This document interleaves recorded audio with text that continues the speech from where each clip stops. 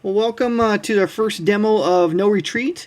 This is the first of two demos that we're going to do. The first one here being the Western Front game, the first game in the series, and then the second demo in a couple weeks we'll be doing No Retreat 2, which is available on GMT's P500.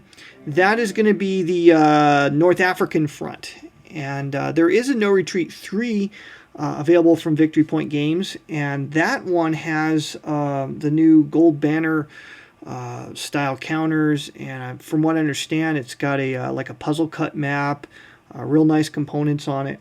Haven't had a chance to play that one yet. I haven't picked that one up yet, but it's a system that I really enjoy playing, so I thought I'd give a little demonstration here of how the system works. As you no doubt know, this game originated as a like a desktop published style Victory Point Games design. The first version of it had a smaller map where if you look at the map here, you'll see Greater Germany off to the left. That was originally not a lot of those hexes were not in the original version, and a lot of those hexes were then added with an expansion called Na Berlin, which added another map off to the west and allowed for the game to go into 1945. The GMT edition's got real nice counters, real nice map board, and full color rule book, full color charts, and everything. The only thing that has tarnished the GMT version is the rules that ship with the game are they're a mess. Not quite sure what happened there because the VPG version was pretty good. But somewhere they added some new stuff, and a few things fell through the cracks. So if you pick up the game, you really need to get the living rules off the website, because they address then a lot of the problems with the rule book that ships with it. But all those things aside, it's a very, very good game. So here's how the thing works. Basically, we'll look at the map just briefly and show you the different types of terrain. Obviously, the light green colored hexes, that's going to be your standard clear or open terrain. In fact, you can consult the terrain effects chart from the toolbar. Actually, let me just kind of zoom in here so it'll show up on video. And by the way, if you open up any of those charts on the toolbar, it doesn't open up on anyone else's screen, and if you close it, it's not going to impact anyone else. Open terrain constitutes the majority of the map, and then of course you have cities, which are the objectives in the game. Those are the ones that you want to go after. Then you have forest, marsh, mountains. Kerch Straits is a special kind of hex that has some special effects on the game, and so it's listed as its own terrain type, even though it's really only one hex in the game that has those particular properties. And then you have river hex sides, and then there's what's called objective hex sides, which are found on certain cities. There's 3 ones with a red border, excuse me, 4 with a red border. That would be Berlin, Prague, Vienna, and Königsberg. Those cities are objective hexes, objective cities for the Soviet Union. And then in the Soviet Union, you're going to find Leningrad in the north, Moscow in the center, Sevastopol in the Crimean, and then Stalingrad and the Caucasus oil fields at the very bottom of the map. Those are Axis objective hexes. Now, they're treated just like cities, but they give that city an additional defensive benefit. Even though all cities really are objectives of a sort, the ones with the gray or the red borders are particularly important for victory. The terrain effects chart shows you how the different types of terrain are going to impact movement, impact combat, and so that's shown in the different columns.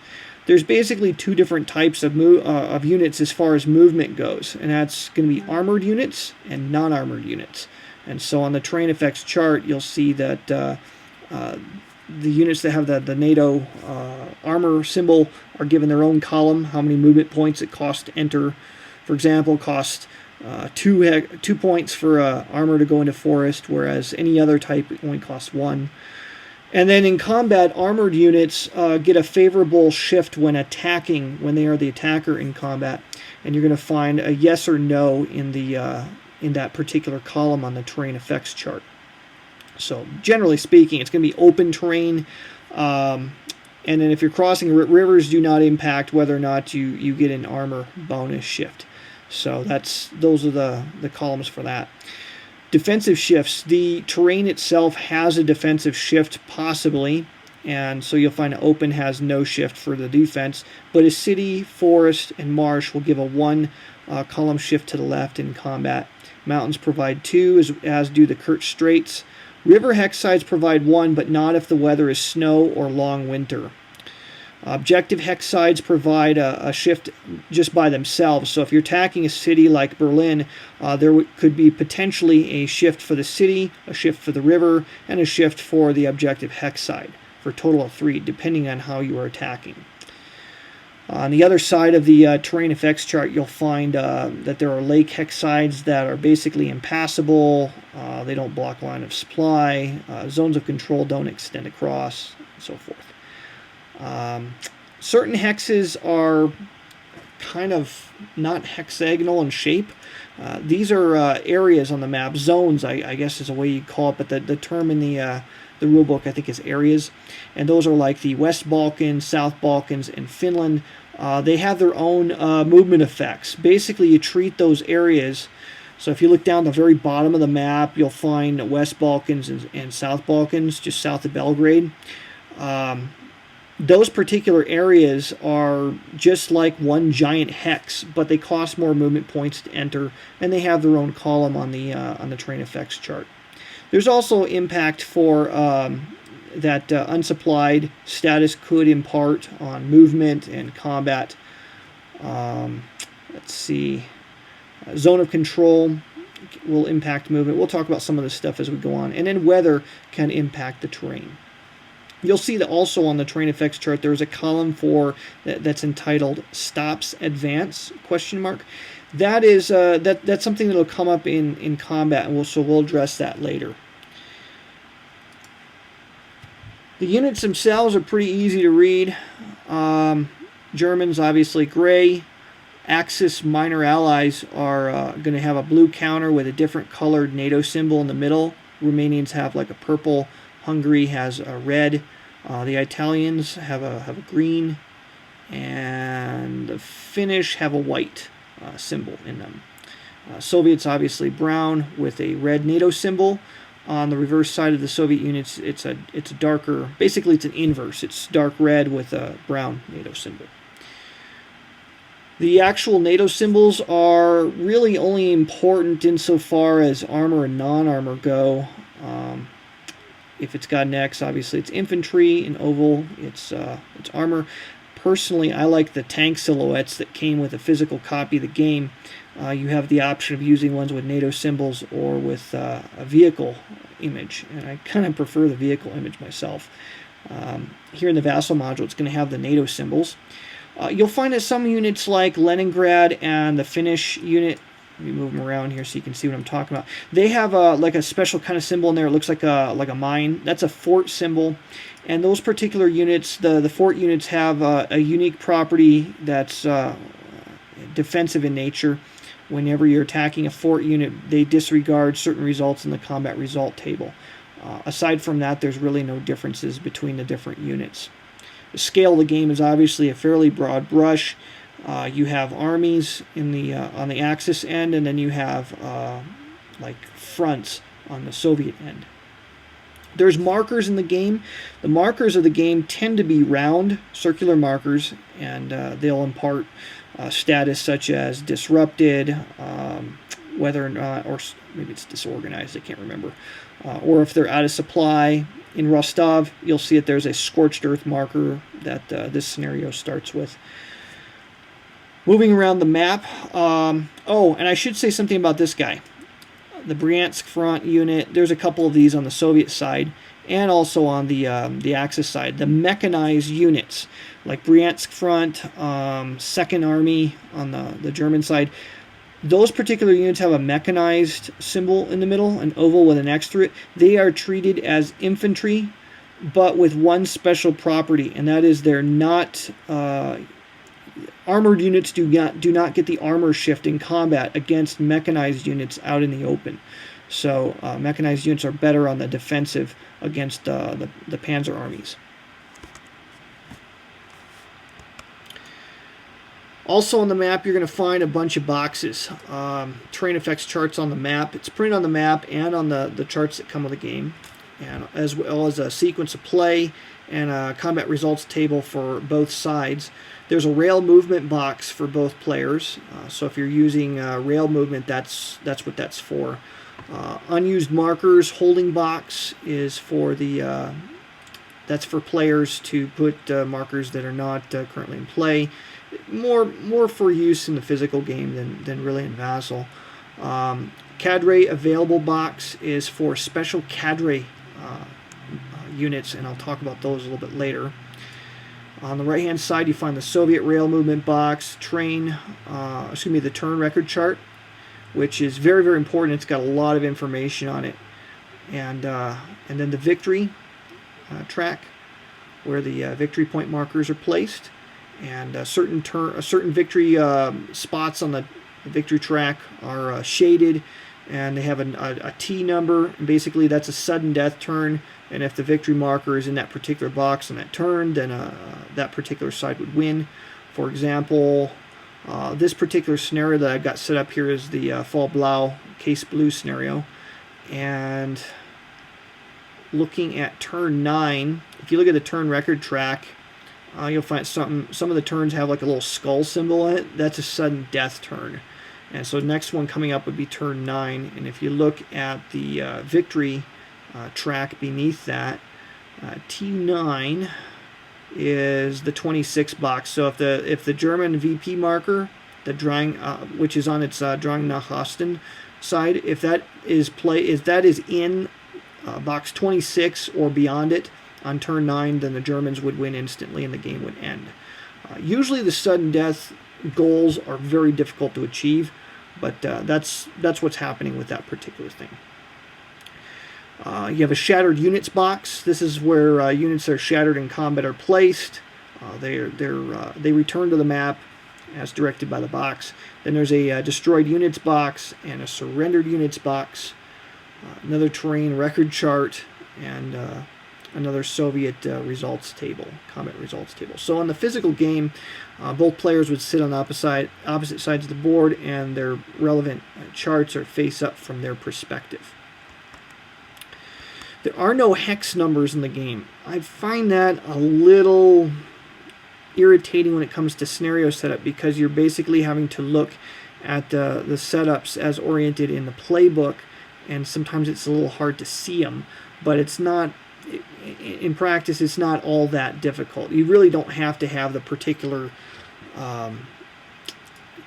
good eyesight to see it. It's just I would prefer to have a hex ID and a listing in that way, but that's just a small thing on my part. Sequence of play is found on the map itself. The very first thing that happens in a game turn. Oh, I should probably talk about the units real quick. The numbers on the units. Units have two values on them. It's real simple. Number on the lower left is its combat rating, which is used on the attack and on defense, and the number on the right is the movement rating. You have also, I forgot to tell you about one other NATO symbol. The guy in Sevastopol is regional infantry. And regional infantry can function, they're mobile, but they could be flipped over by the Soviets to their fortified side and become an immobile fort. If you look at the top of the map where Finland is, you'll see that Finland only has one number, as does Leningrad. Forts only have a combat rating. So if there's only one number on the unit, it's just a combat rating, and they have no movement capability. If the combat rating is in a parentheses, it means that unit has no zone of control by itself. So zones of control usually they impact the 6 surrounding hexes of a unit, just like in most other hex encounter games. But if you have a parentheses around the combat rating, then the zone of control is ignored. If the combat rating is in white print, like Leningrad, Moscow, and the two cadres in the cadre units available box, that means that the unit, it has a zone of control, because there's no parentheses on the cadre units, but the white print means that they cannot voluntarily attack on their own. They can participate in combat defensively, and they can potentially counterattack or take part in offensive combat via a counter blow, but they cannot declare combat in and of themselves without a counter blow or a counter attack result on the battle table. That stuff will make sense a little bit later. Okay, so the sequence of play, this is one of those games that's deceptively simple. It looks so simple until you start really playing it, and then you begin to see how much there is to the game. There's actually a lot of subtlety to the game and a lot of nuances in the rules. There's a lot of little things that are easy to forget. It's very deceptively simple. First thing that happens in a game turn is you advance the game turn marker. You would then consult the game turn box where the game turn marker is now situated and see if there's any new game turn event. For example, the Fall Blau scenario starts in May of 1942, and so it's in the 7 box here on the turn record track. I'm just going to go ahead and take the units out of that box just to show you what's in there. The scenario starts with the event having already taken place, but if we were playing in the campaign, for example, and it was turn 6 had ended, the very start of turn 7 would cause us to move the turn marker to turn 7, and then we would see inside that box what's going on this particular turn. You'll find that there's a couple symbols here in in turn 7, the May-June turn of 1942. And one of the things that you'll find there is there's 2 lightning bolt symbols. So those lightning bolt symbols are these things. They are blitz markers. I'll just move them over here so you can see what I'm talking about. These give favorable combat shifts for the attacker in combat. So the Germans will be able to use these blitz symbols, or these blitz markers, in up to 2 combat situations, 1 in each situation during this turn. If they don't use them, they lose them at the end of the turn, because you'll see at turn 8 also has 2 lightning bolts. And then eventually you'll find some turns have a lightning bolt and an explosion symbol, and that's because some turns have a, let me find one here, have a shock marker. Shock markers work just like blitz markers, but they're available to the Axis. There's no functional difference between the two. They accomplish the same thing. It's just that the Allies always use shock, and the Germans or the Axis always use blitz. So when you put the turn marker in turn 7, we see the lightning bolts, so we get 2 of these blitz markers, and we put those into the unused box here to show their availability. Then you'll find that there is there's an event that's written in turn 7, and it's written diagonally in turn 7. It says Midway. It's a good idea if you have a physical copy of the game, and you can also download the rules from GMT's Living Rules page, and I recommend you do that because, as I said earlier, the rules that ship with the game are kind of a mess. But in the Living Rules, one of the things you'll want to look at is on page, I think it's page 17, there is a list of game turn events. Even though it's written on the game turn track, I recommend you turn to the rule book and just double check everything there, because it's easy to miss things. And looking at turn 7, there's nothing special stipulated here, but it's just a good idea to look at that, because sometimes the abbreviated text doesn't tell the whole story. Now, with red text like Midway, what that means is that the victory, there's an events VPs marker on the victory track, and right now it's set on the 2 box. That reflects the Midway victory, but prior, let's say it was turn 6 and we're just now turning to turn 7, well, the event VPs would have been in the 3 box, and then when we turn to turn 7, the red text there, Midway, means that we take the VP's marker and we move it 1 box in the Soviets' favor. The Battle of Midway having turned the tide in the Pacific, and so more war material is going to be going to the British in the West, and so the Germans are going to have to divert some attention. And so the VP's marker, that round VP's marker, would slide backwards, and the Drang nach Osten marker would also then be moved backwards correspondingly. The VP's marker on its Drang nach Osten side reflects the amount of victory points collected on the map and by the event VPs. So looking at the map, the amount of VPs is equal to the number of cities including the objective cities controlled by the Axis, plus any oil fields controlled by the Axis. The Axis actually starts with 12 VPs on the greater Germany side of the map. So that side of the map is divided by the dashed lines. This is greater Germany.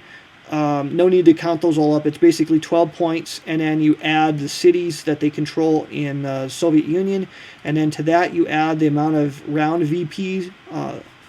So basically right now the Germans control, looks like 19 cities and oil fields on the map, and then the two event VPs have bumped them up to 21 points. So that's how you work that stuff, and it's very important to keep track of that every turn. So every time you move that turn marker, look for the event and then adjust the VP markers accordingly. And if there's anything else going on, take note of that and take care of that at this time. We've talked about the sequence of play a little bit here, and moving on from the game turn events, we're now on step C of the sequence of play, and that is new game turn victory, or new game turn, yeah. New game turn victory. We have to check to see, does our game turn have a skull symbol, and if it does, we consult to see whether or not a sudden death victory has occurred. There are a couple ways that you can get a sudden death victory. One is by the method that we've already discussed, having the victory points marker in a relevant box or beyond on the VP's track on certain turns. The other way that you can win the game is what they call objective victories. And I'm going to look it up in the rule book just to make sure I don't screw up the rule. So I have a habit of doing stuff like that. Alright, so for objectives victory, the Axis and the Soviets can win this. The objective victories for the Soviet is that during any victory phase, even if it's not a sudden death turn, when they have the initiative, the Axis wins if they control and can trace supply to 3 of the 5 gray German objective hexes. So, for example, if they control Leningrad, Moscow, and Sevastopol, that would be sufficient to end the game on any turn, provided, of course, that the Germans have the strategic initiative. And they do at this time. How you can determine who has strategic initiative is the color of the VP's marker. Right now it's on Drang nach Osten. At a certain point, I believe it's on turn 12, it'll flip over to its Na Berlin side, and then the Soviets from that point onward have the strategic initiative. So the Russians or the Soviets win if they control and can trace supply to 3 of the 4 red Soviet objective hexes. Berlin, Königsberg, Vienna, and Prague. So that's how you win an objective victory. Total victory, the Soviets can win something called total victory, and that's if they have 34 or more VPs during any victory phase. That's, again, very difficult to achieve, but sometimes that can happen. And then the Germans, if neither of the above ways to win has been achieved, in other words, no one's won a sudden death, no one's won objectives victory, Soviets haven't won a total victory, then at the end of turn 22, there's a special check that's going to be made, and if the VP marker is on its Na Berlin side, like this, and it's on the... it has not surpassed where the high tide marker has been placed, then the Germans would win at that point. Also, the Germans would win at the very end of 1945, turn 28, if the Soviets have failed to win at that point. So that's how we check for instant victory. Okay, so now we're going to move on to the Axis player turn. We're going to... one of the things that's very important to the game is the cards, so I'm going to talk about those real briefly. I've already drawn up the opening hands because the scenario special rules actually start us playing with the German movement phase. But I'm just going to show you a sample card here. I'll put it out in the map and then zoom in on it. By the way, feel free to use the zoom on your end of the map. It does not impact any other users. Okay, so each event card, and there's a deck of these. There's a deck of 55 cards, one of which is an optional card called the Joker card that's used with an optional rule. I don't have it in the game at this point. And then there's, I believe, 11 cards that say 1945 that are withheld from the game until turn 23. And then there's certain cards in, I think there's 13 cards in the deck right now that have 45 with a slash through it, and those are going to be removed on turn 23.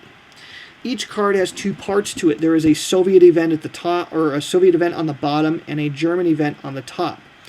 Now, some event cards, now the Germans can only play the top half of the card for its effect, and they really wouldn't want to play the bottom half. The Soviets can only play the bottom half, and again, it's really only to their advantage to want to play the bottom half. In order to play a card, basically you can play these things at any time as directed by the event. Some events will dictate when during the sequence of play you can actually play it. If there's a conflict and both players want to play something at the same time, the tie will go to whoever's turn it is, I want to say. So if it's the Soviets' turn, then they would have priority there. I believe. It might be strategic initiative. Either way, it's written in the rule book somewhere. Anyways, some of these cards have a symbol in the upper right-hand corner. You'll find the Soviet Manpower Crisis event has a star symbol. That star symbol means that event is only playable when the Soviets have the strategic initiative. Right now, that is not the case. The VP marker is on the Drang nach Osten side, so that event is not playable for its event. That does not mean this card is useless to the Germans. This card, cards have a number of uses beyond their event, so they can still use this card for a number of things. It's just they won't be able to play the event. On the bottom half, you'll find the Rasputitsa event for the Soviets has a cross symbol, a German cross, and that means that event is only playable when the Germans have the strategic initiative, which is the case at this point. And of course, they could also play it for one of its other uses. Not printed on the card are the other uses of the card.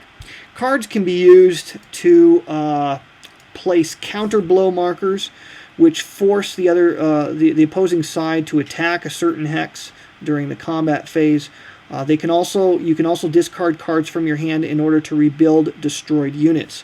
So the Soviets, if you look at the destroyed units box on the right-hand side of the map, you'll find that there's a central front piece in there. And in order to get that piece back on the map, the Soviets would have to discard a card from their hand. In order to rebuild surrendered units from the surrendered units box, you have to spend 2 cards. When you rebuild destroyed units, they come on the map with a disorganized marker placed atop them, which means that they can move, but they cannot fight normally. They have no offensive capability in combat. The only way they can fire offensively is if a counter blow is placed on them, or if they have to counterattack per the combat results table, but they cannot voluntarily declare a combat by themselves. If you want to remove a disorganized counter, you can also discard a card in order to do that. So cards have a number of uses. You're never going to have enough cards to do what you want, and there's a lot of tension in the game because of that particular mechanic. So that's where the cards come in. Now, during the cards phase, first thing you have to do is discard down to 2 cards. You have a hand size limitation there. Now, this is the only part of the game turn that you have to discard down to your hand size, is during the cards phase, and only of your turn. So let's say it's the Soviet half of the turn. The Germans could still have potentially up to 6 cards in their hand, but when it's the start of the Germans' turn again, they would have to discard back down to 2. Then they would draw 4 cards, and you draw them one at a time, and it's important to do that because some cards have a mandatory event on them which you would have to execute immediately, and some of those you don't get to draw a replacement for.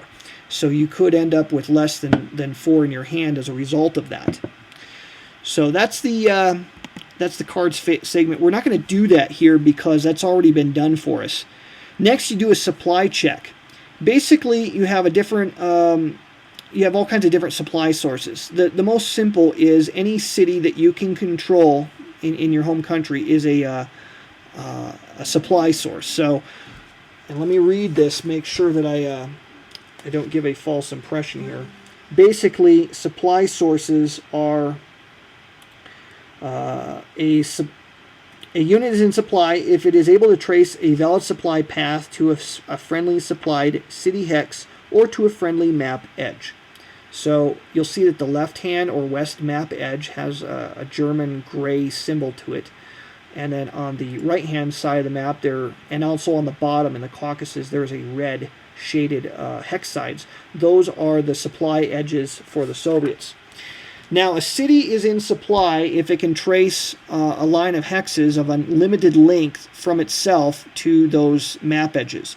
So, for example, Rostov can trace supply to either the hexes here at the bottom of the map or to the west of the map.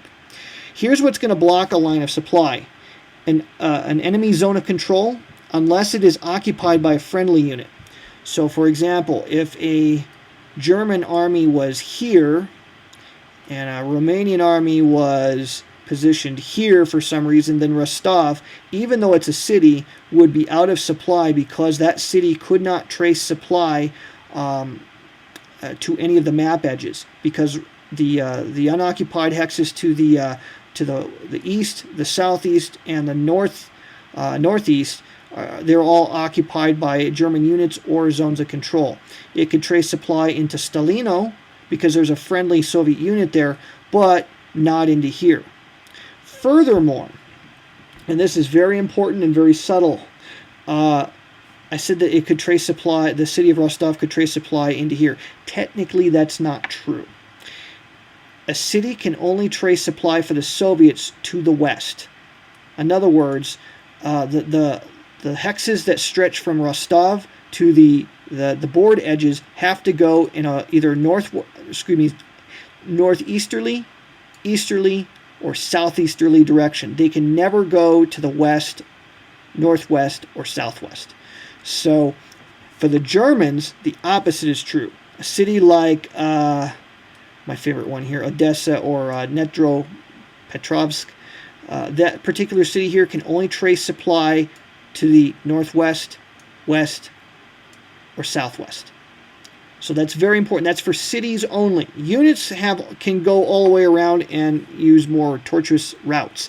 But cities, for a city to be in supply, it has to trace its route predominantly to either the west for the Axis or to the east for the Soviets. A city is in supply. Let me put these guys back where they're supposed to go.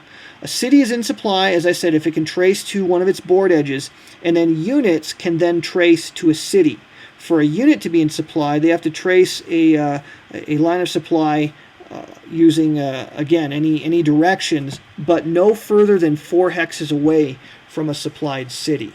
So, for example, again, I'm going to make sure I got that right. It's 3 intervening hexes. And I'm checking it because there's subtle differences between the 2 no-retreat games when it comes to supply. Okay. A city is in supply. Okay, a unit can also trace supply of no more than 4 hexes directly from itself to a friendly map edge or to a city. So you can trace to a map edge or a city, and again, it can be in any stretches of directions here. So let's say we had this kind of a situation here where you had some, let's just pretend that there's a Soviet unit in this location. The North Caucasus front could actually trace supply using a more circuitous route.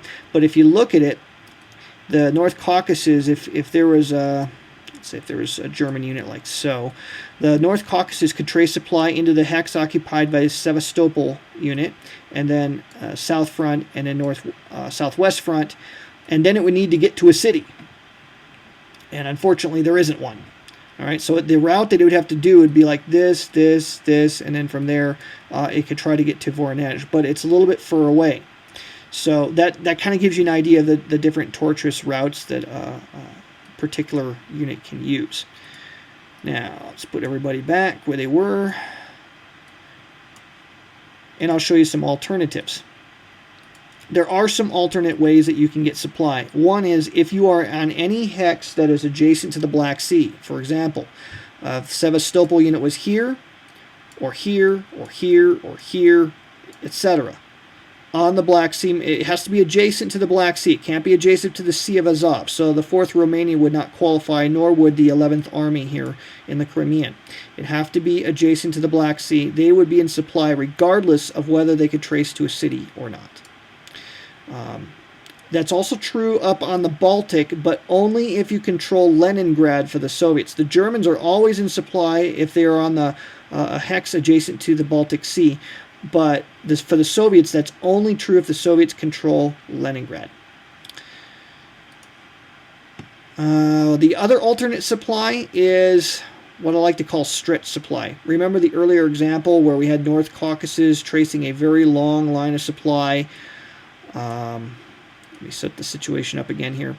North Caucasus front, if it wanted to trace supply in this particular situation here, it would have to go Sevastopol, south, southwest, and then into here. That's 3 intervening hexes. They haven't gotten to a city yet. So they would be out of supply ordinarily. However, with stretch supply, the Sevastopol unit can trace supply. It can go 1, 2, 3, and then 4 to Voronezh. Because it is in supply, it can stretch 1 more hex and put the North Caucasus unit in supply. So as long as you got someone adjacent to you that's in supply, you can trace one further hex. So that's, again, what I like to call stretch supply. I don't think that's actually a game term. It's just something I've kind of coined to express that particular mechanic.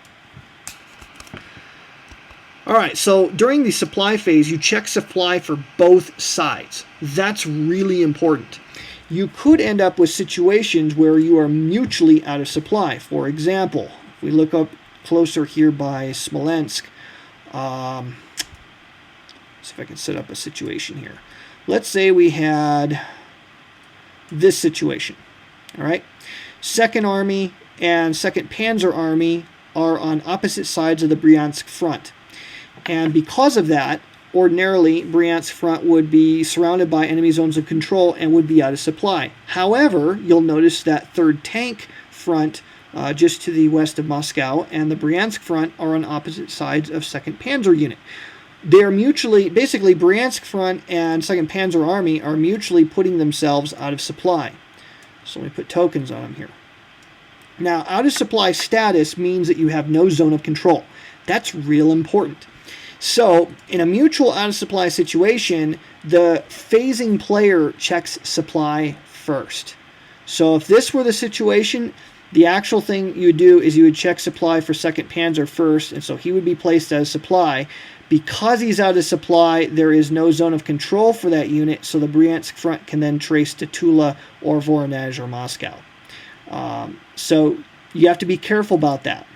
Phasing player checks first. So that solves that's the tiebreaker. Then, of course, if 4th Army were there, then indeed the Bryansk front, even though it's the German player's turn, would be placed out of supply, and its status would remain that way until the next time supply would be checked. If it's your turn, the phasing player's turn, at the end of your turn, if any of your units are still out of supply, they will surrender. So you have to be careful about that. If you're out of supply and it's not... Actually, I better double check that. That might be all units. In step 6 of the sequence of play, yeah, removals, you recheck supply, and anyone with an out of supply is going to be removed. So, all right, so we check supply here, but there's actually not going to be any removals at that point. So let me put everybody back where they were. There we go. I think that's where everybody was. Oh, shoot, now I don't remember. Do a bunch of now undos here. There we go. That looks a little bit more familiar. Okay. Now we got everybody back. So that's the supply step. In this very opening turn here, everybody does appear to be in supply. South front can trace into Voronezh. On the Soviet end, everybody else is pretty close. Northwest front can trace through the Kalinin. West front into the city of Kalinin. And on the German end, here's an interesting one. 1, 2, 3, 4. Looks like, wow, it looks like 16th Army actually is out of supply. because it cannot it's not on the Baltic, and it can't quite trace the Riga. So actually, those guys are going to get an out of supply marker. Interesting. All right. So we check supply. Then we come to the organizational step. And actually, we wouldn't do this on the opening turn here because it said to start with the movement phase. But if nothing changes, that will be the case. So we'll want to rectify that. Okay, then in the organizational phase of the turn, you have what's called the flip step. Each of these units have either one, or they can absorb either 1 or 2 hits in combat before they're destroyed. For the Axis units, if you flip them over, you'll find if they don't have a reverse image, then it'll give you an instruction of what to do with it. So if the Romanian unit dies, it turns as a reinforcement in 4 turns. So you basically put it on the turn record track. Most of the German army units will have 2 steps. The if the counter is a lighter shade of gray, then it means it's on its 1-step side, and it can only, if it takes another hit, then it's destroyed. Now, all of the Soviet units, this is where the game can be a little confusing for new players. All of the Soviet units begin the game in 1941 with only 1 step. The counters have 2 sides, but only 1 step, which means that if they take 1 hit in combat, no matter what side of the counter it's on, they are destroyed. Now, during the flip step, there's a couple of things that players can do. And one of those things is, for the Germans, you can spend 2 cards to flip one of your reduced strength armies over to its front and stronger side.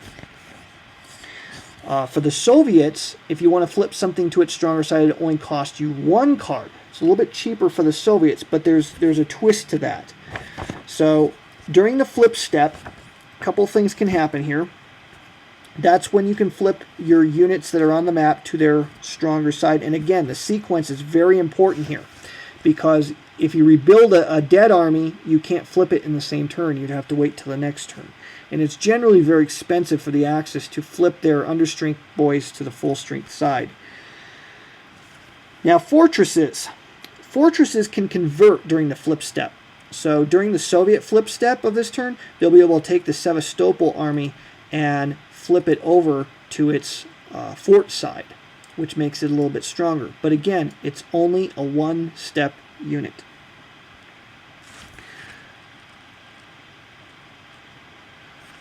Okay, the other thing that can happen in the flip step, and then we'll come to this on the Soviet half of the turn, is Soviet armies on their weaker side can flip over. They can receive what's called education.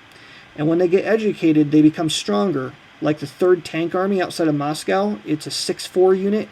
If we flip it over, basically it's an improved reserve army front. Okay, and when it flipped over, it became a tank army. It went from mech to a tank. And some of these become very, very powerful on their reverse sides. The North Caucasus in Rostov flips over to become the 2nd Belarusian front, and it becomes very powerful. But it's still a 1-step unit. But during the flip step, you can spend cards for the Soviets to flip them over to their stronger side. Now, on turn 17, something happens to the Soviets, and they eventually do become 2-step units.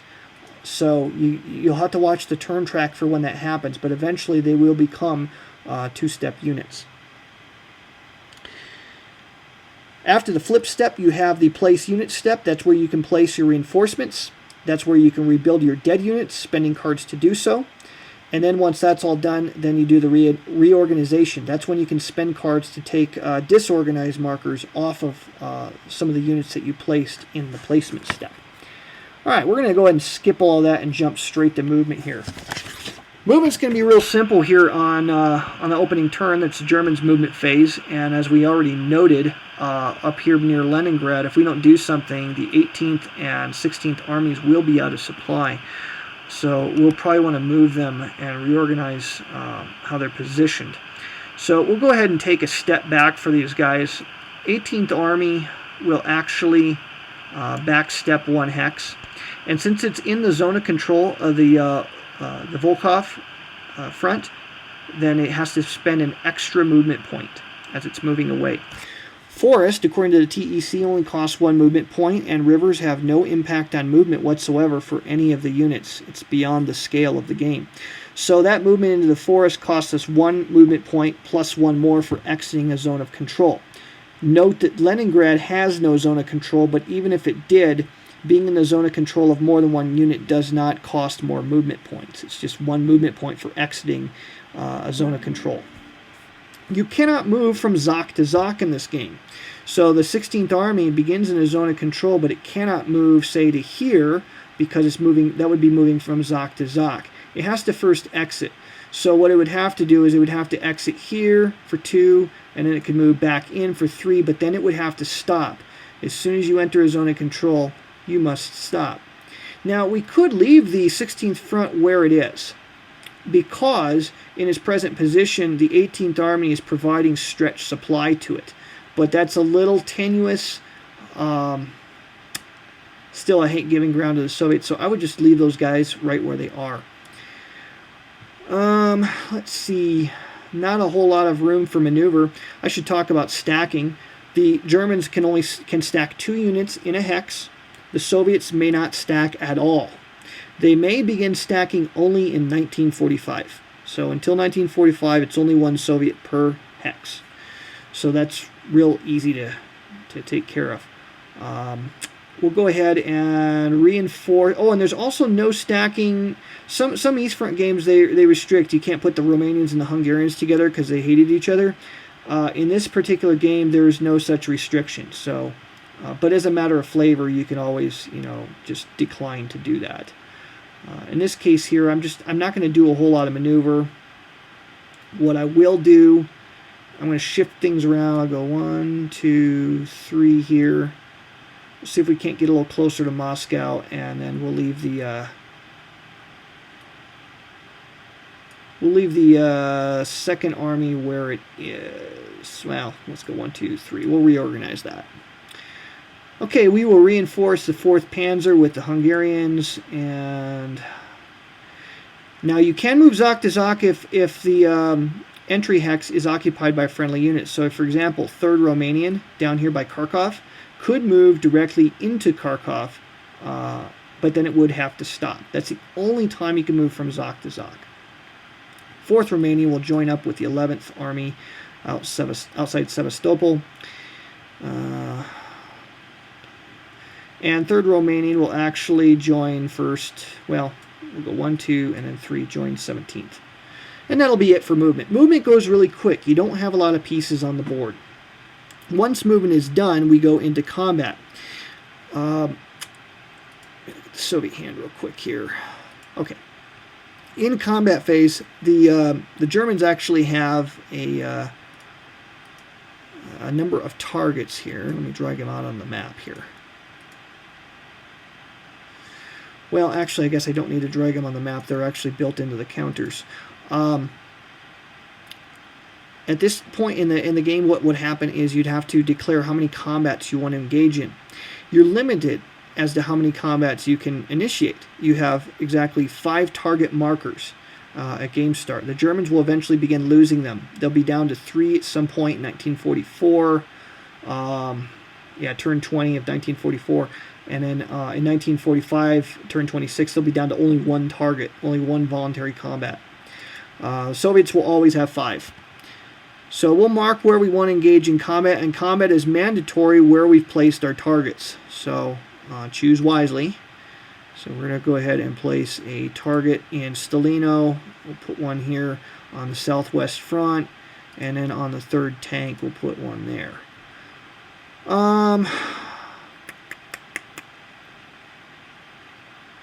Probably wasn't the best maneuver we did with the 18th Army. Let's reevaluate that. Probably could have gone 1, 2, and then 3. That would give us a 3-1 on northwest front. So we'll go ahead and do that.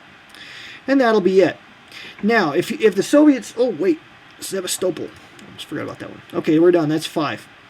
Now, let's say we're ganging up on somebody here, and the Soviets see that we're going to get a heavy combat advantage. What they could do to sap the strength of where we're ganging up on somebody, what they could do is what's called a counter. They could force a counter blow.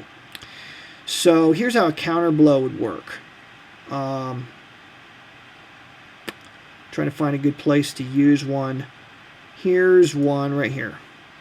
we'll put a counter blow up here in the Volkov. What that's going to do is it's going to force a combat situation. So the 16th Army, or some army, German army, will have to attack that hex. And because only the 16th Army is adjacent up there by Leningrad, that's going to take away from the attack then on the northwest front. Now, in order to place a counterblow, the Soviets will have to discard a card from their hand. So they'll discard this card to do that. And obviously, if they had no cards in their hand, then it would be too bad for them. They wouldn't be able to use any counterblows. Now, counterblows come with a cost. Any combat situation with a counterblow marker means that the terrain is irrelevant. So even though the 16th Army is attacking into a marsh with a river, the combat shifts for that terrain would be completely ignored. And the idea is basically that the Soviet Volkov unit there is making a limited counterattack that's drawing away the 16th Army from the main event there on the northwest front. Now, there is an important sequence to combat situations. It's important to go through that in order, because there's certain things that have to happen at a certain time. So let's go ahead and take one of these. We'll start at Sevastopol, very important combat situation. Axis player will look at his hand here to see what we got in there, and there's really nothing to help us. And if you're watching the video, I'll show you the cards in the video.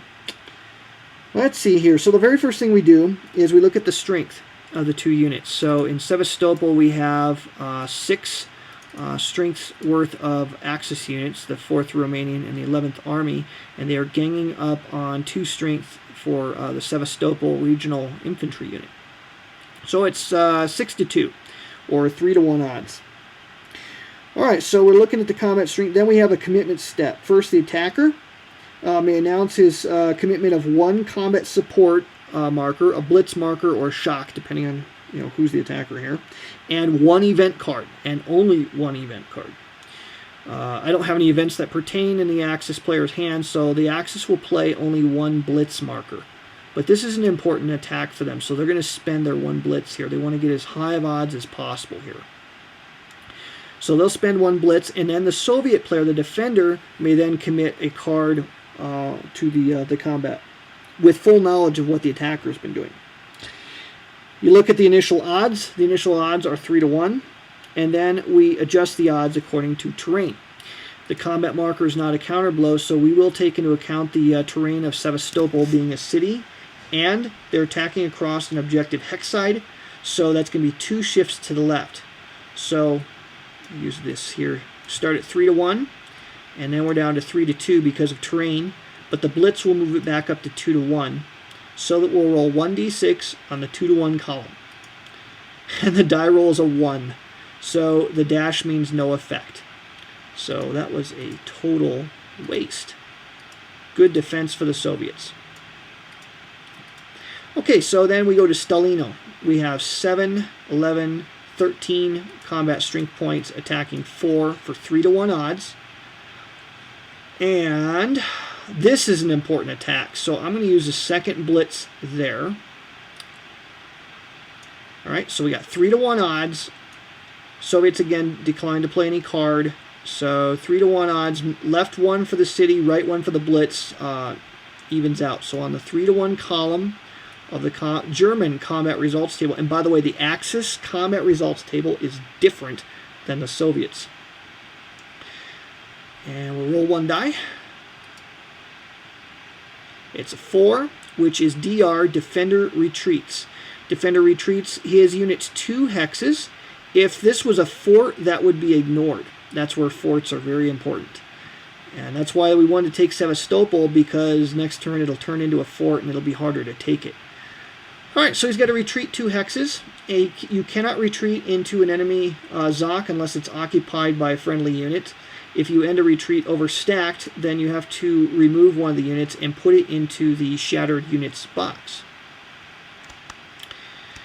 Okay, so North Caucasus has to retreat 2 hexes, so they will retreat to Rostov for 1, and again down to here for 2.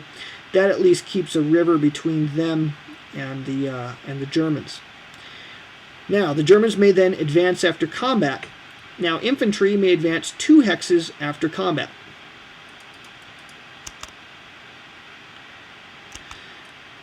First hex that you advance has to be the one that was vacated, so Stalino is the first one, but after that, you can go in any direction. It doesn't have to be the hex that was vacated by the retreating unit. So here, the 11th Army and the Romanians will advance into Stalino, and then into Rostov. Now, let me back up a second here and place a control marker. Alright, so the Germans got control of Stalino. That will immediately cause the Drangnahosten marker to be bumped up to the 22 box as they captured the city. Rostov has a scorched earth marker that's placed by scenario setup. Those can be placed by events, by Soviet events. And the impact of it is that that city does not count as a VP city. It's treated as a marsh for all purposes until the start of the next German turn, after they've captured it. So we're going to ignore that for now. It's still very defensible, but the other thing is, if you look at the terrain effects chart for Marsh, and you look at the column, the far right column where it says stops advance, Marsh says yes. City says no. So as soon as you enter a terrain in an advance after combat that says you have to stop, you have to stop. Now, panzer armies or armored units can advance further than that. They can go a lot further, actually. You know what? Tell you what, the Romanians will actually stop in Stalino because that will help lock down the Soviet South Front. That frees up 1st Panzer to advance into Stalino. And then they can advance 2 more hexes. So armor have a 3 hex advance, provided they don't enter any terrain that stops in advance. And they're going to use that opportunity to... they got a number of things they could do here. They could jump across the Donets River. They could alternately jump into an enemy zone of control, which is ignored during advances after combat, and they could end up here, which could set up for the destruction of Southwest Front. So that is probably the optimal move here, because it gets them across the Donets and it sets up a destructive battle here. So for the next battle, and the phasing player decides the order in which they execute the battles. So even if there's counter blows placed by the defender, the phasing player decides the order of combat. We're going to do the battle here outside of Kharkov. We have 9, 10, 11 factors attacking 5, but we're out of blitz markers. Fortunately for us, we have the 4th Panzer, and the defending unit is an infantry unit. It's not mechanized, and it's not an armored unit itself, and that means we can look at the terrain effects chart to find out if the tanks will get an offensive combat shift. And we find that in open terrain, the tanks do indeed receive a favorable shift.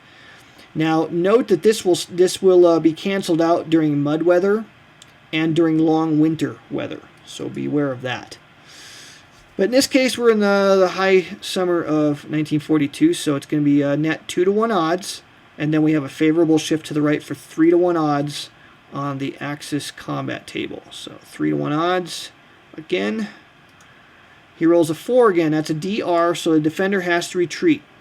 He's got to retreat 2 hexes, but if he enters an enemy zone of control, then he is destroyed. And so in this case here, he cannot move his 2 hexes. No matter which way he goes, he ends up in a unneutralized Zoc, and he dies. So he is going to go into the destroyed units box. Advance after combat is allowed. So now again, a difficult decision. What I'm going to do here, and here's where it gets difficult. It might look simple to you, but it's really difficult.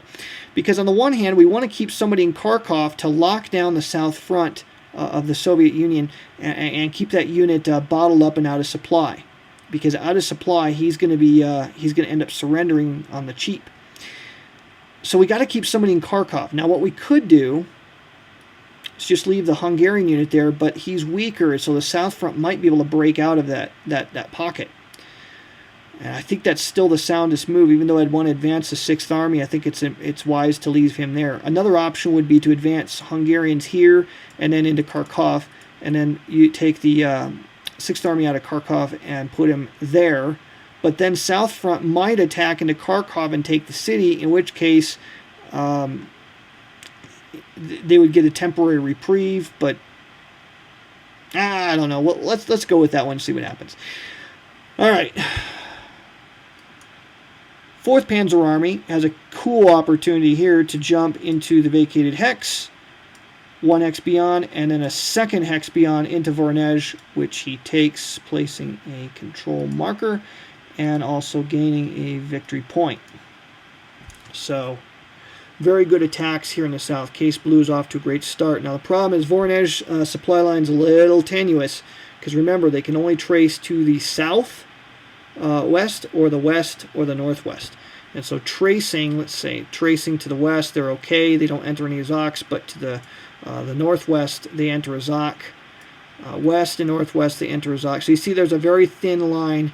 They can go southwest and then through the occupied hexes, but if any of those units, any of those hexes get influenced by an enemy Zoc, the supply line to Voronezh is very tenuous, so we'll have to be careful of that.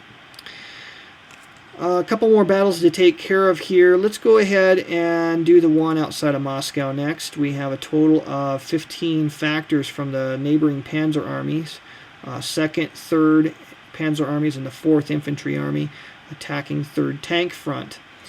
So 15 to 6 is net 2 to 1 odds. Now we're out of markers and everything, so this will go really quick. We're out of blitz markers, no cards to influence it, and the combat shift is going to be 1 to the left because of the woods.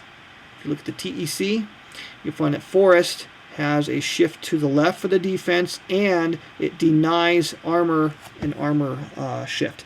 So the 2 to 1 becomes a 3 to 2 odds. So we're going to roll on that column. Die roll is a 1. Just for giggles and grins, let's pretend that it was a 3. Counterblow. What does counterblow do? Counterblow means we flip the target marker to its counterblow side and we put it on one of the phasing attacking unit's hexes. So in this case, we take this marker, we're going to delete it apparently, and put a counterblow on this hex here. Now what that means is that the Soviets have to attack that particular hex during their next turn if they end up with anybody adjacent to it. And that resolves that particular combat. We're done there. Now we go to the battle with 18th Front and 9th Army again, or 18th Army and 9th Army against Northwest Front. It gets 2 to 1 odds. Back 1 column because of the wood, so it's on the 3 to 2 column. And we throw a 6, which is going to be a DR. Defender must retreat. So defender's got to retreat. He's got to retreat 2. He cannot retreat in here because of unneutralized Zoc. He's going to have to do this. He's going to have to go there and then there. Now, because he's overstacked, one of the 2 units in that hex must be removed and placed in the shattered units box. So Northwest Front is the weaker, so that will go into shattered units box. And one of the attackers, one or both the attackers may then advance. Looking at the advance rules on the terrain effects chart, if you look at the stops advance column, you'll find that Forest will stop the advance. So they're only going to get a 1 hex advance there. So 18th Army will be able to move up. Also go ahead and move 9th Army up, but that would then jeopardize supply, because as it is right now, they would be in stretch supply using 16th Army. It's a little risky, so I'm just going to leave him where he's at. All right, 16th Army then has to attack in a counterblow battle against the Volkov unit. And because it's 3 to 4, the odds are going to shift down in the defender's favor. So it's going to be a 1 to 2 column attack. And terrain is ignored because it's a counterblow. And we'll roll a die. We roll a 1. CA means flip the target marker to its counterblow side, place it on, oh, excuse me, I'm reading the wrong line, counterattack. CA is a counterattack. The defender must launch an immediate counterattack. Recompute odds, no terrain modifiers. So now this is voluntary. The Soviet doesn't have to do this, but it might be in his interest to do so. So what the Soviet unit will do is he will counterattack. So we now look at, we recompute the odds with the Soviet as the attacker. So 4 to 3 will reduce down to 1 to 1 odds using the Soviet combat table. So we're going to use this table, and terrain is ignored. in all counterattacks. And we throw a die there, and the die roll is a 1, which is another CA, which gives the Germans another chance. But the Germans have had enough of this game, so they can call it quits, or they could roll again. Well, there's a 2/3 chance on the 1 to 2 table, Axis Combat Results table, that they will enforce a retreat there. So, tell you what, we'll go ahead and risk it. They roll a 3, which is a dash, no effect, and that stops the combat.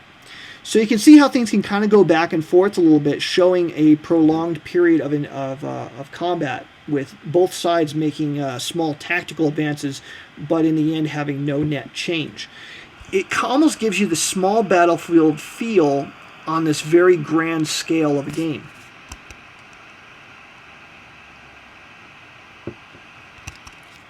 Okay, so that is the combat phase. All the battles have been done.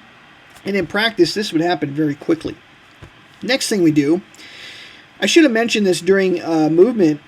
The German player, or the Axis player, may, actually any phasing player, put it that way, any phasing player may voluntarily remove one unit that has not moved and put it into the rail movement box for free. If you want to put additional units in there, you have to pay a card. That's one of the other uses of cards. You could discard a card from your hand in order to put additional units in your rail movement box. The advantage to that is then at the end of combat you have removals, and then there's going to be a detraining phase.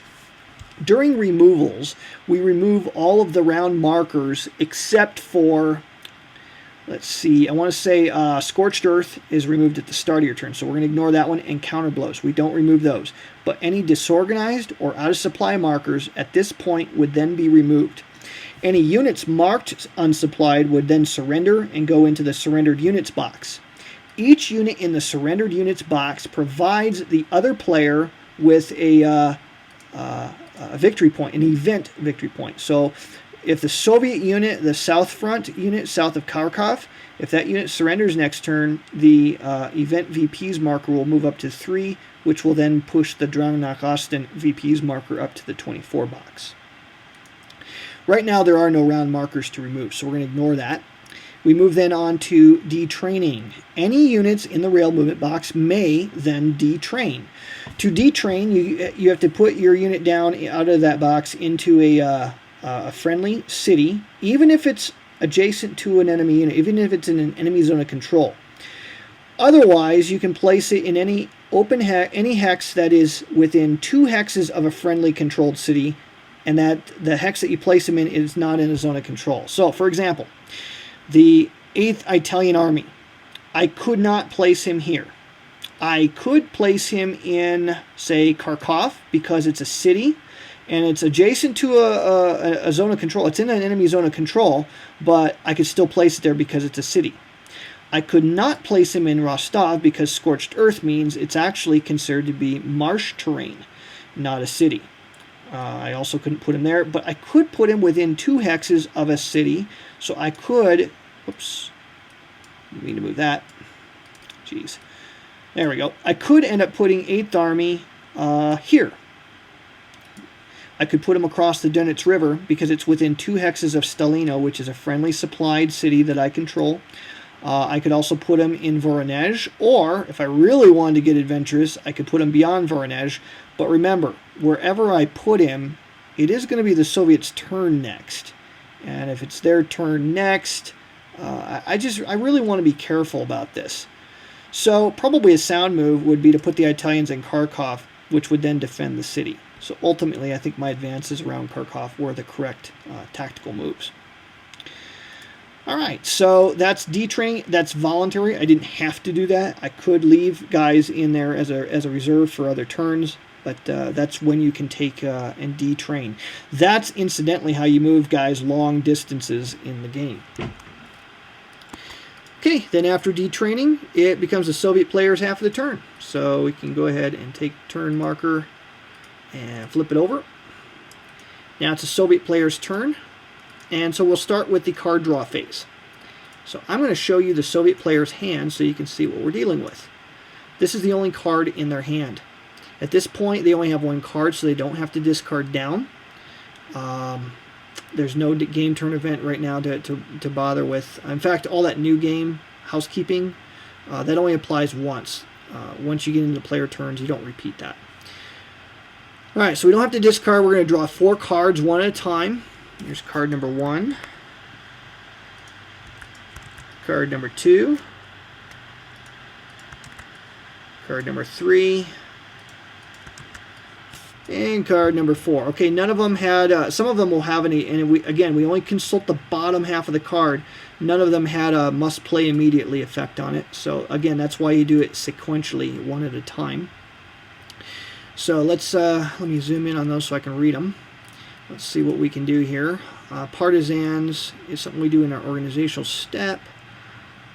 Strategic surprise, play during either player's card phase to instantly entrain and detrain for free up to 2 Soviet units.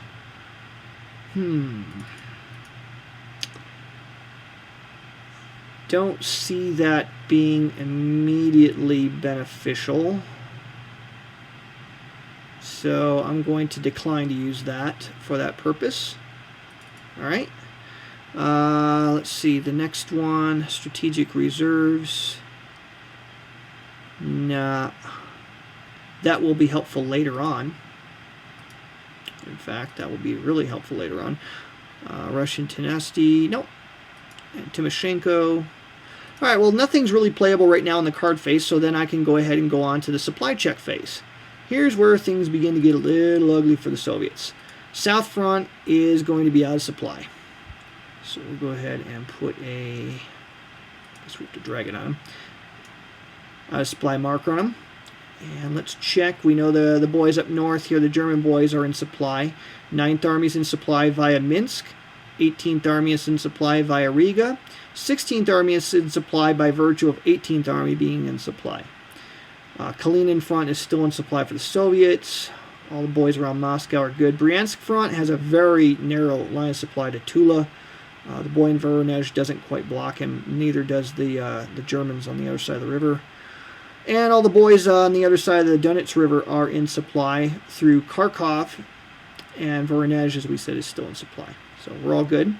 The boys down there in the Crimean are in supply because they're in the Black Sea hexes again, so there's no problems there. All right, so everybody is checked supply. Now we go to organization, the flip step. Now, during the flip step, that's when we can go ahead and take this this fort, and I believe that is not a free thing. Let's see. No, it's not. Forts may, for free, flip back over to their mobile side, like Leningrad could flip over to its mobile side, but the other way around, it costs something. So, let's go ahead and take Timoshenko and discard him in order to flip the Sevastopol army over to his fort side. All right, if I want to do any education, I believe we can do one for free here. Let's just double check the turn record track. Yes, free Soviet upgrades started on turn 6. So from turn 6 onward, Soviets can take any one unit for free and flip it over to its educated side. We're going to do that with Bryansk. So for free, it's going to flip over and become 4th Tank Army. Now, incidentally, some of these units, I'll flip over the Crimean front, which ironically is up in Tula and nowhere near the Crimean. On the other side of it, you'll see it says Shock. And then in white text, it says 2 RPL. What that means is that it takes 2 cards to flip him over to his shock side. So you can't use your freebie for him, unless you, of course, you had 2 freebies. So it'll take 2 cards to flip him over. Now the advantage of this is shock armies always, when they are attacking, get a combat shift to the right. And so if you're attacking in the open with a shock army and a tank, you're going to get 2 shifts, one for the shock and one for the tank. And again, terrain has no bearing on the shock army, so they're very powerful, but the problem is if you take any combat losses as the attacker, say during an exchange, or if there's a counterattack and you end up on the wrong side of that on a counterattack, the shock army has to take the first step loss. So in this case, we couldn't use that for our freebie. And obviously, we wouldn't want to do that to our out-of-supply boy, even if we could. So yeah, it goes without saying, you have to be in supply. Alright, so next thing to do is we're done with our flip step. We don't want to flip anything else. Now we go to placement step. Let's see what we got here. On the turn record track, we had 2 new units. You'll notice that on a lot of units there is a white number. In this case, Stalingrad and Voronezh had the number 7 attached to them. That means they are reinforcements that are placed on the 7 box. So if you're setting it for the campaign, those little white numbers make setup very easy. Alright, new units got to be placed in a city or in a hex that's not in a zone of control that is also on your friendly map edge. So those red shaded map edges could be a location. Just for thematic purposes, we'll go ahead and put Stalingrad in Stalingrad. And the placement also cannot be in a zone of control even if it is a city. That's where it's a little bit different for rail. And this is where the little subtleties in the game can trip you up, so be careful with that. Voronezh, we'll go ahead and put him in Saratov. Now, shattered units come back for free, but they also come back with a disorganized marker on them, attached to them, which means they cannot, if we place a target marker for combat, he won't be able to participate. But if our opponent places a counter blow, then he can participate. And this guy, the problem is really in the south here, so we'll go ahead and put him in Gorky. Actually, check that. We're not going to put him in Gorky. We're going to put him down in Novorossiysk on the Black Sea. Because he is infantry and a weak infantry at that, but he could end up helping bolster the North Caucasus front, hold the line there. I think that's the last of our freebies. Now the 2 guys in the destroyed box, here's where it's interesting. We have a card here, Strategic Reserves, which allowed us to return 1 supply just eliminated unit via rail movement. So that's something we can do later though. So we still want to use one other one. We'll take Tenacity, and we'll discard our Tenacity card. Even though the event is good, we're going to go ahead and take that guy, and we're going to go ahead and put him in... We'll take the Central Front. Take him out of the destroyed units box. He gets a disorganized marker, and we will put him into Gorky. And again, stacking limitations apply. So we couldn't put him in Tula and then move him out later. Stacking limits apply here, so he's just kind of stuck. And we'll leave the other guy in the destroyed units box for now. That's it for our placement. Now for reorganization, I could spend my other cards to any of my other cards to remove disorganized markers to free them up, but I don't think that's the best use of cards here, so I'm not going to do that. But before I end the organizational phase, I do want to play Partisans for the event. It says, play during your organizational step. The Axis player must eliminate 1 step from a unit on the map. So we're going to play that. And so that means the Germans have to pick somebody on the map. It can be any unit. Tell you what, they'll pick 16th Army up there way up north and flip him over. Okay, 2 cards left in our hand, and we really want to hold on to those. It's a good idea to hold on to a couple cards. If you spend all your cards in your turn, then you have nothing to use for counter blows, and that really frees up the other side to make very selective attacks. Even the presence of 1 card left in your hand can leave your opponent with enough uncertainty that they'll be a little bit more judicious about their movements and, of course, about their target placements. If you leave yourself with no cards in your hand, you could be leaving yourself very vulnerable. We do need to defend the Kerch Straits. So what we will do is we're going to remove the Caucasus unit to our rail box. We're going to rail him to a better location.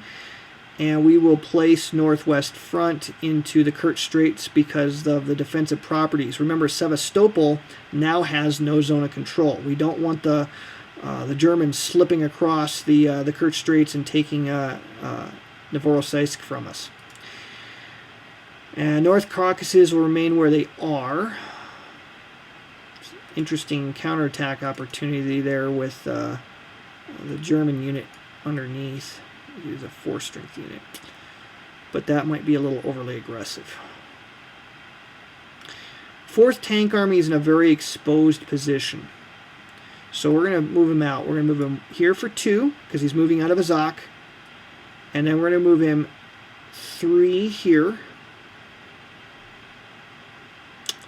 Put some pressure on Vernej. We'll take Crimea in front and move him 1, 2, like this. So between them mutually, they got a supply line to Tula. Gorky has a disorganized marker. We're going to move him 1, 2, and 3. Now he's out in the open, but he's a mech, so he's not vulnerable to the armor shift. Vernej. Hate moving out of the cities into the open, but don't see a whole lot of... yeah, we'll move him here. That locks up a few Zocs. It minimizes freedom of movement.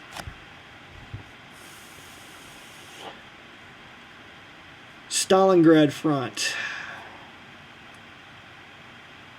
I'm going to have to put them out here. Probably these guys will die in the next turn because they're infantry out in the open. But they're hopefully we'll be able to buy some time for the Soviets. Plus, we got our guy in the rail box, and that guy in the rail box we can move at the end of our turn, based on what happens with combat and so forth. Okay, so that is going to do it for those guys. That's the end of our movement. We'll place targets. We're going to place one target, and this is a hopeless, almost a hopeless case here, but we'll place a target. So our out of supply guy, he's got nothing to lose. But there's always a chance that he'll be able to draw blood and maybe get out of this situation. Let's see, 3 to 7 across the river. Actually, I don't think he has any chance. Maybe here he can cause some harm there. We'll target that guy. And I see no other places where I want to target anything, so that's it. Now, in the Axis hand, there's a number of things that could happen. Now, before I place any targets, actually, I should give the German player an opportunity to play any events that could impact the movement phase. And in fact, they do have a card that will impact the movement phase. So, surprise attack. Play after the Soviet movement phase to move normally 1 German stack up to 2 hexes, ending next to an enemy unit, and place a counterblow on the German stack. So, I know what I'll do. I will put a counterblow on those boys. So we'll just move them out and back next to Sevastopol. That forces the Sevastopol to attack, but it might allow, in a counterattack, the 11th Army and Romanians to take Sevastopol. So that'll be the use of that particular card. Okay, then targets get placed by the Soviets. They'll target that one. That's the only one they're going to voluntarily target.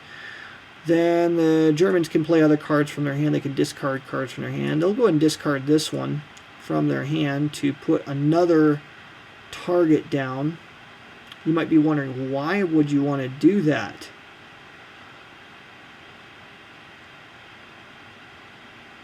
Tell you what, let's use the previous event to instead do that with the Second Army. That would allow Second Army to move 1.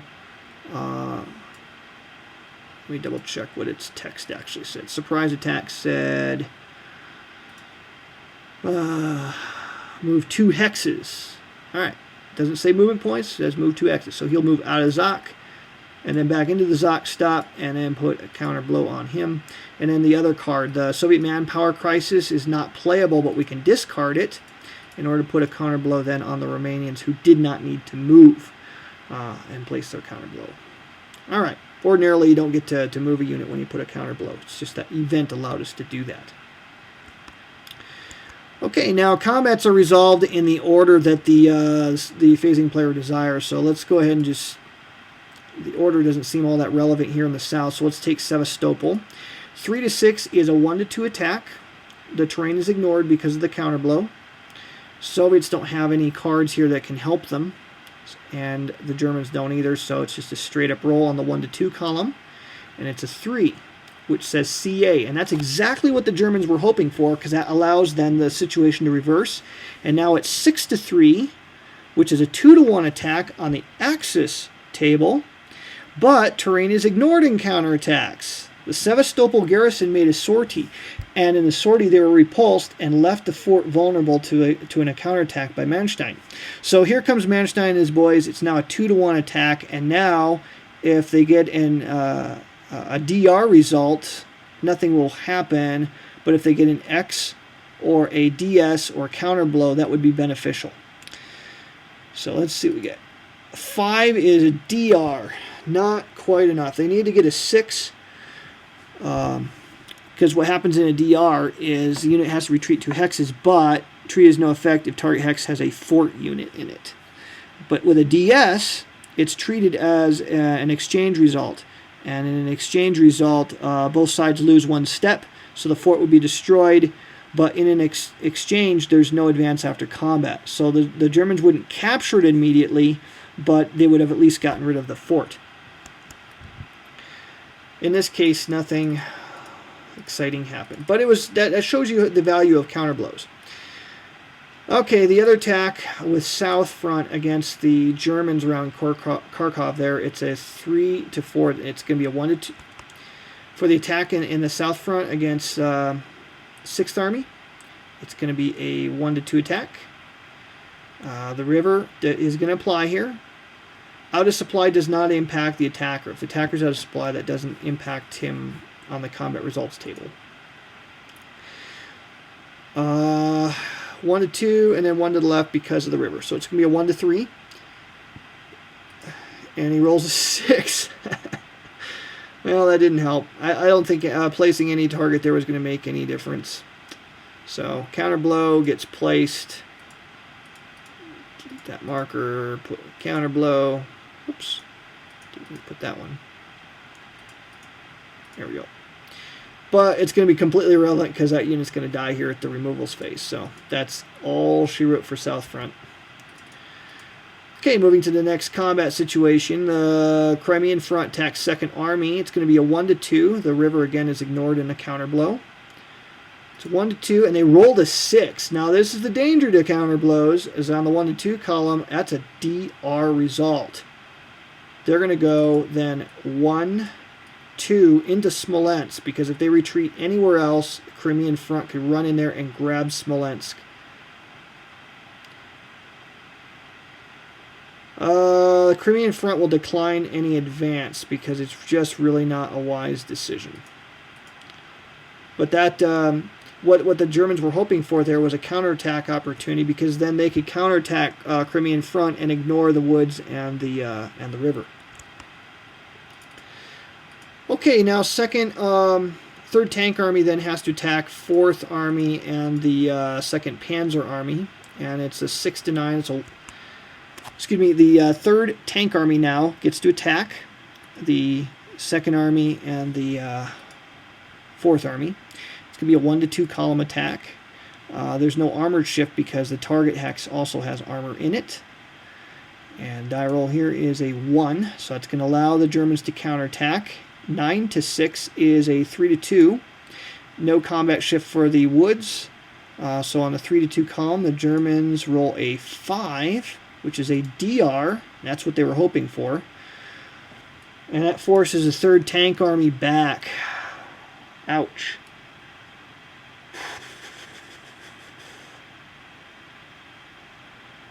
Third Tank Army will withdraw as so.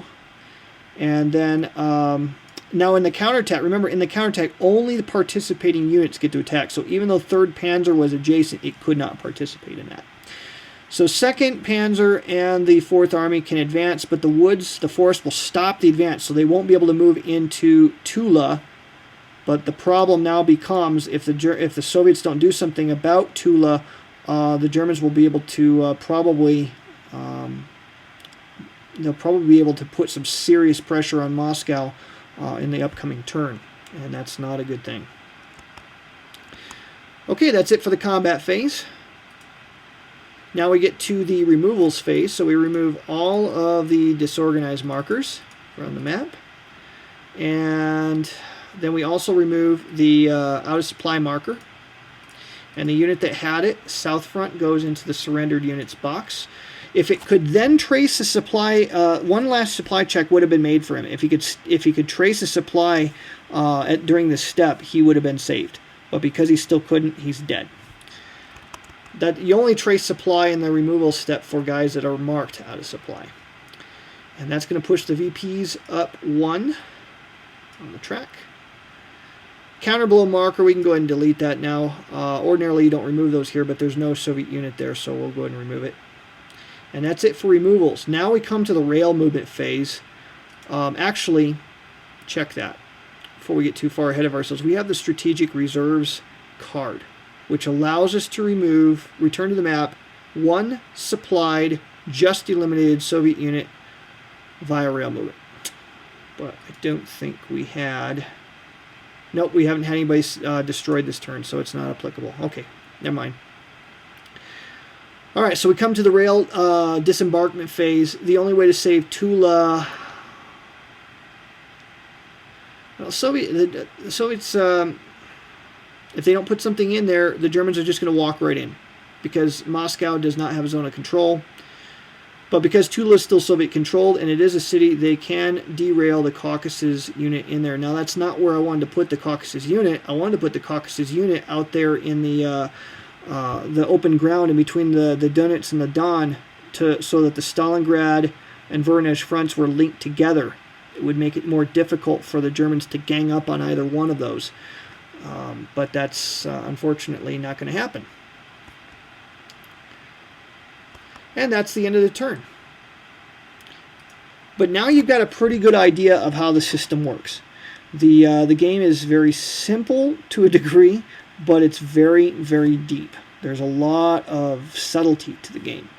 A lot of little things going on beneath. And the use of the cards, you'll find yourself agonizing over decisions. You only have a few pieces on the board, but every hex counts, and every card matters. And do I use this card now for this thing? Some events will allow you to draw cards, but you got to be careful about that, because there's some cards that when you draw them, it will change the weather. For example, on the March-April, the September-October, and the November-December turns, there is a weather marker on the turn record track, and it's positioned on one side, but it could flip over. So, for example, the September-October turn could flip over and become mud, which means that your armored units, basically all your units on the map, have a maximum movement allowance of 3, regardless of their printed rating. There's no armor shift. Advance after combat into any hex will stop the advance, so there's no multi-hex advances. It just bogs everything down. During snow turns, there's a number of things happen. Your movement ratings are reduced down to 4, regardless of the printed rating. The armor shift is still allowed. Multi-hex advances are still allowed, but the armored units only can go 2 hexes. They don't get their 3rd hex advance. Furthermore, Germans, when they attack Soviets, there's a 1 hex shift or 1 column shift to the left, and the Germans have to use the Soviet combat results table during snow weather. So you'll find that the Soviet combat results table tends to induce more exchanges. They tend to be more bloody than the German one. The German one tends to cause retreats and advances, sweeping advances hopefully, but that all goes away during the snow. You'll find that next to the, right above the Soviet combat results table, there's some units here that enter play when certain conditions are met. One of them is the Greater Germany. Units that have the GG on the left-hand side enter play on the turn following Soviet units being present in any hex of Greater Germany, which is on the west side of the map. Once there's a Soviet unit on the left-hand side of that line, then the GG units are going to enter play on the following turn. There's some Hungarian units they seem kind of benign, but these Hungarian units are a little bit more aggressive. When they die, they come back in 2 turns.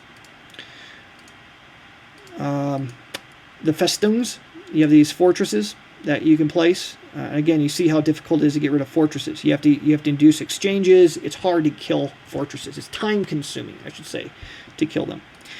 The units that marked oil on the left enter play when the turn after the Soviets capture the oil fields next to Bucharest. When that happens, all the remaining pieces are removed from the game permanently from the Axis side, and then the Soviets get a Romanian unit. It's from the variable entry box here. They get a Romanian unit of their own, and then you have these Yugoslavian partisans. They're fortresses, but they can become mobile. So you got to watch out for these. If you want to keep them from entering play, the German gets Group E and Group F. But in order to keep the partisans from entering play as potential thorns in your side, you have to put the Germans into the West Balkans and South Balkans. But usually if the Soviets are in the oil fields, eventually those guys are going to have to leave the Balkans, and the partisans will enter play and begin to apply pressure. The unit that's marked Warsaw is a Soviet unit that enters play the turn following which Warsaw is captured by the Soviets. Let's see, there's a couple special things here. The cadres, I didn't mention these. Here's how cadres work. Let's just say for a moment that an exchange, let's pretend in the Crimean that there was an exchange rolled. If an exchange were rolled, both sides lose one step. So the Sevastopol unit would die. When a unit dies by way of an exchange or a DD result on the combat results table, and again, I want to make sure I consult the rulebook, make sure I say this precisely, because this is important. All right. Cadres have only one step, and they can be they enter a hex where a friendly non-cadre unit was just eliminated to fulfill the step loss requirement of a DD or EX result. So if we rolled an EX result on that Sevastopol combat, that fort would die. But if we didn't want to leave the thing empty, we could have placed a cadre there. Now here's what the cadre does for you. Remember whenever you build something from the destroyed or surrendered box that it comes with a disorganized marker? Well, on a subsequent turn, if that cadre is still on the map, it becomes an entry location for any unit that you rebuild.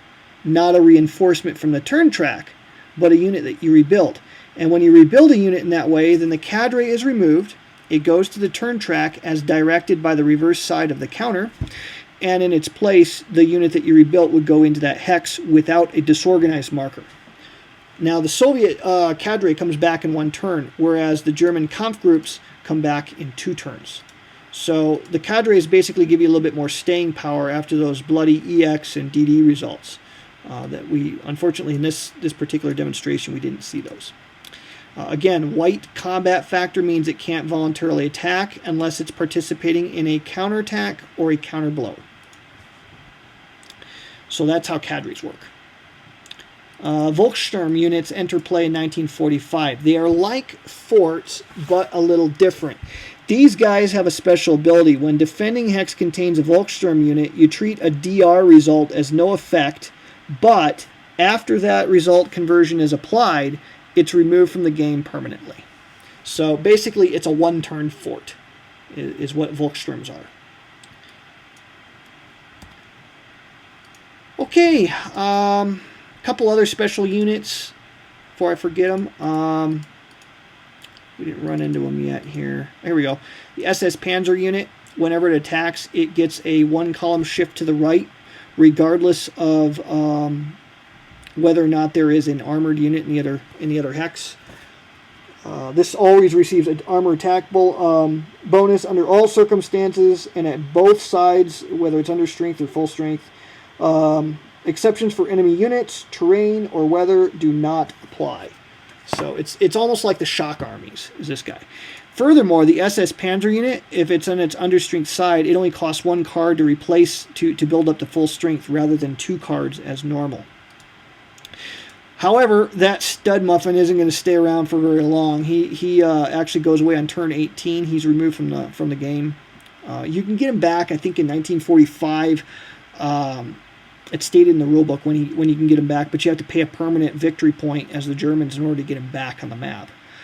You do get the SS, as the Germans, you get the SS Grenadier unit in 1944. It works just like SS Panzer, but on the reverse. It gets a column shift on the defensive always, regardless of what side it's on. And again, it's easy to replace. It's not terribly strong as far as combat rating, but that combat shift is really helpful when it comes time to trying to stave off the big red machine. I think that's just about it as far as the special units go. The conf groups and cadres, when they come off the turn record track, when you place them during the placement phase, but they never go on the map. They always go back into the available box. Trying to think if there's anything else. Oh, long winter. If you have 2 snow turns in a row, any snow turn beyond the first in a sequence becomes known as long winter. All the effects of snow apply with a few extras. You see it on the turn record track or the terrain effects track. 4 movement point maximum. Now, unlike normal snow weather, there is no armored shift for either side during long winter. Long winter will stop all advances, just like mud will. And again, the Germans must use the Soviet combat results table. So that is no retreat, the Eastern Front. Oh, Finland. Finland is one gigantic hex, and it is adjacent to all other hexes it touches, namely Leningrad. The hexes here south of Ladoga, here and here. Basically, it's adjacent to those 3 hexes. It's one gigantic hex. Now, the Germans control the Finnish unit, but it's a fort with a parenthesized value, which means it has no zone of control, and its combat value is white, which means it voluntarily cannot engage in combat. Here's how this works. You see it, Finland says 1 VP. Germany cannot take advantage of that 1 VP unless they control all the hexes adjacent to Finland, namely Finland and the 2 other hexes south of Lake Ladoga. If you control those, then it becomes that VP is immediately converted. The Soviets can get that VP by attacking and destroying the Finnish fort unit. And they can do that from any one of those 3 hexes or any combination of those 3 hexes. But again, attacking forts is a major pain in the neck, and do you really want to divert your strength from the main effort for that 1 VP? That 1 VP might make a big difference in some circumstances, but ordinarily it doesn't. So Finland is there, but it's not used all that often. There are a few rules. Strategic reserve, forgot about this guy. During the detraining phase, if you have a Soviet unit up here in the rail movement box, you can put strategic reserve on that 1 unit. And then, in a following turn, subsequent turn, during your movement phase, you can actually remove this marker from that unit. Let's just pretend, for example, we had Southwest Front in there, marked with strategic reserve. During a subsequent movement phase, you can remove that marker from him, and then move this guy just like a rail movement. So it would enable you to put somebody down the map, like in the present situation. Soviets could actually put this guy here, and now you got a world of hurt because he's within striking range of Riga behind the German lines. So you got to watch out for strategic reserves. Just putting somebody there can make a major threat. I think that's about the nuts and bolts of the game. There's a lot of optional rules you can play with to change things up.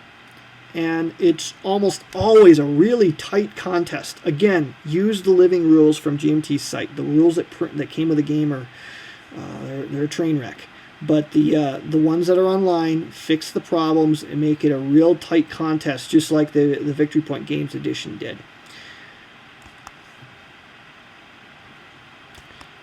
All right, so that's going to be it. If anyone has any questions, I'm going to stick around. Otherwise, we will be doing the No Retreat Mediterranean Front 2 weeks from today. That particular game is different. It's going to have a similar feel and similar style to this game, but the rule set is different enough that you can kiss the idea of a series rule book away. You're dealing with a different scale, different problems for both sides. It's a very unique take on the Mediterranean front, North African front in particular, and it's very, very slick, but it's very different from this one. It's got a completely different feel to it in terms of the pressures that both players are facing. How cards are used is a little bit different. Supply is just a huge, enormous consideration in the North African game. So we'll be looking at that next time, whereas this game, you're dealing with army and army front level. In that game, you're dealing with the division level. So each counter is one division. And you'll find that certain divisions have multiple levels that you can improve them by. Some of them have like 4 or 5 steps to them. Like 21st Panzer, I think, can eventually get up to the point where it's a 4-step unit. And it takes 4 steps to actually physically remove it from the board. And then you're going to find how it's a very slick way of how that game will model the lightning leaps forward, back and forth, the tide of battle going, back and forth. 1 minute the Axis is retreated beyond Tobruk. The next minute they're knocking on the door of El Alamein. You'll see how that game handles those kinds of jumps back and forth, and how supply influences the waxing and waning of a campaign.